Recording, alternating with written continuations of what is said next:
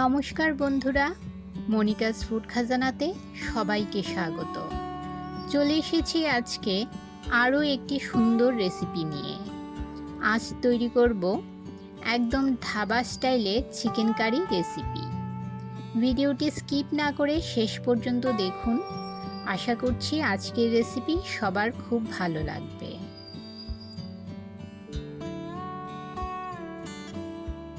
Chicken curry তৈরি করার জন্য নিয়েছি 500 গ্রাম বোনসহ চিকেন। ভালো করে ধুয়ে পরিষ্কার করে নিয়েছি। এবারে চিকেন মেরিনেট করে নেব। চিকেন মেরিনেশনের জন্য দিয়ে দিলাম 1 চামচ রসুন পেস্ট, হাফ চামচ আদা পেস্ট, 1 টেবিল চামচ পাতিলেবুর রস ও 1 চামচ নুন। সব কিছু দিয়ে খুব ভালো করে চিকেনটাকে মেখে নেব। আমার চ্যানেলে নতুন বন্ধু হয়ে থাকলে চ্যানেলটি সাবস্ক্রাইব করে পাশে থাকা বেল আইকনটি প্রেস করে রাখুন আর নোটিফিকেশন অল করে রাখুন, যাতে যখনই আমি কোনো নতুন ভিডিও আপলোড করি তা যেন সবার প্রথম পৌঁছে যায় আপনাদের কাছে। এই যে দেখুন, খুব সুন্দর করে আমি চিকেনগুলো ভালোভাবে ম্যারিনেট করে নিয়েছি। এবারে চিকেনটাকে 30 মিনিটের জন্য ঢাকা দিয়ে রেস্টে রেখে দেব। গ্যাসের চুলায় কড়াই বসিয়ে 3 টেবিল চামচ রিফাইন্ড অয়েল গরম করে নিয়েছি। এতে ফোড়নে দিয়ে দিলাম 1 চামচ গোটা জিরে। সামান্য নেড়ে নিয়ে এতে দিয়ে দেব 2 তেজপাতা, 1 টুকরো দারচিনি, 2 ছোট এলাচ, 3টে লং, জয়িত্রীর ফুল ও 1টা বড় এলাচ। কয়েক সেকেন্ড নেড়ে নিয়ে এর থেকে যখন সুন্দর গন্ধ বের হবে এতে দিয়ে দেব 3টে মিডিয়াম সাইজের কুচনো পেঁয়াজ। মিডিয়াম ফ্লেমে লাল লাল করে পেঁয়াজগুলো ভেজে নেব।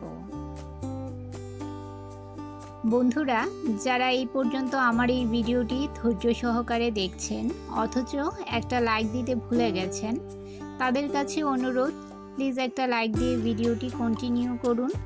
আপনাদের একটা লাইক পৌঁছে দিতে পারে আমার রেসিপি আরও বহু মানুষের কাছে। এই যে দেখুন, পেঁয়াজগুলো একদম গোল্ডেন ব্রাউন কালার হয়ে গেছে। এবারে এতে দিয়ে দিলাম আমি 2 মিডিয়াম সাইজের টমেটোগুলো একদম ছোট ছোট করে কেটে দিয়েছি। আর এতে দিয়ে দেব সামান্য নুন, যাতে টমেটোটা তাড়াতাড়ি নরম হয়ে যায়। নেড়ে চেড়ে মিশিয়ে নিয়ে 2 মিনিট মিডিয়াম ফ্লেমে ঢাকা দিয়ে টমেটোটা ভেজে নেব।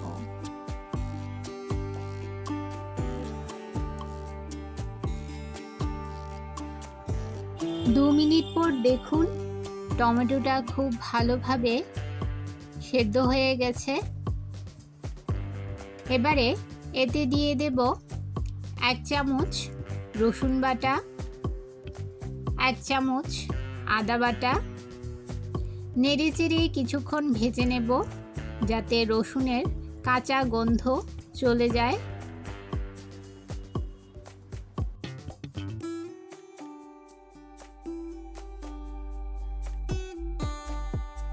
এবারে এতে দিয়ে দিলাম 1 চামচ হলুদ গুঁড়ো, 1 চামচ জিরে গুঁড়ো, 1 চামচ ও হাফ চামচ ধনে গুঁড়ো। জিরে গুঁড়ো থেকে ধনে গুঁড়োর পরিমাণটা একটু বেশি হবে। আর ঝালের জন্য দিয়ে দিলাম লাল লঙ্কা গুঁড়ো। আপনারা আপনাদের পছন্দ মতো ঝালের পরিমাণটা বাড়িয়ে কমিয়ে নিতে পারেন। আর দিয়ে দিলাম হাফ চামচ গরম মশলা গুঁড়ো। সব কিছু নেড়ে চেড়ে ভালোভাবে মিশিয়ে নেব। দিয়ে দিলাম সামান্য পরিমাণ জল, যাতে মশলা পুড়ে না যায়। নেড়ে চেড়ে মিশিয়ে নিয়ে 2 মিনিট মিডিয়াম ফ্লেমে মশলাটাকে খুব ভালো করে কষিয়ে নেব।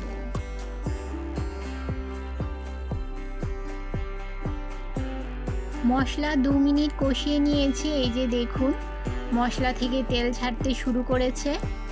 এবারে এতে দিয়ে দিলাম 2 চামচ টক দই।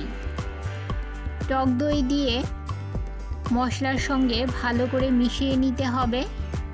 এই পর্যায়ে গ্যাসের ফ্লেমটা লোতে রাখতে হবে, তা না হলে দই ফেটে যাওয়ার সম্ভাবনা থাকবে। তাই গ্যাসের ফ্লেমটা একদম লো রেখে নেড়ে চেড়ে মশলার সঙ্গে দইটা ভালো করে মিশিয়ে নিতে হবে। মশলার সঙ্গে দই ভালো করে মিশিয়ে নিয়ে আরও 2 মিনিট মশলাটাকে খুব ভালো করে কষিয়ে নেব।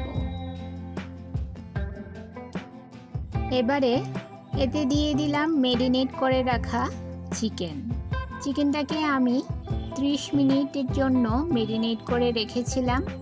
আপনাদের হাতে যদি সময় থাকে আপনারা 2 থেকে 3 ঘন্টা চিকেনটাকে ম্যারিনেট করে রাখতে পারেন। এতে করে চিকেনটা খুব নরম হবে আর খুব জুসি হবে। মশলার সঙ্গে চিকেনটাকে খুব ভালো করে নেড়ে চেড়ে মিশিয়ে নেব।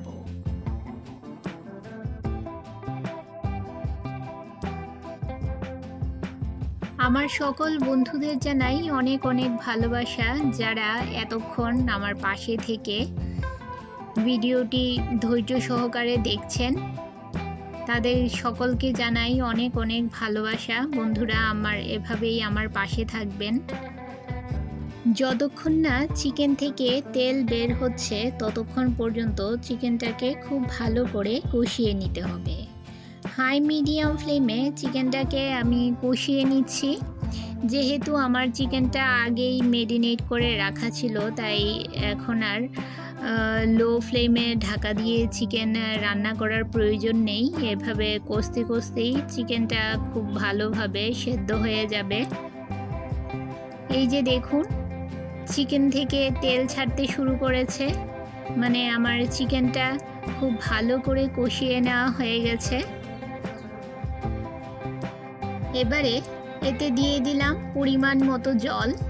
যেহেতু এই চিকেনটা আমি গ্রেভি রাখবো তাই জলের পরিমাণটা কমিয়ে দিলাম। আপনারা যদি ঝোল পছন্দ করেন তবে জলের পরিমাণটা বাড়িয়ে দিতে পারেন। আমি এখানে 1 কাপ পরিমাণ জল দিয়েছি। নেড়ে চেড়ে ভালো করে মিশিয়ে নিয়ে ঝোল ফুটিয়ে নেব। চিকেনের এই রেসিপিটা খুবই সুস্বাদু হয় বন্ধুরা।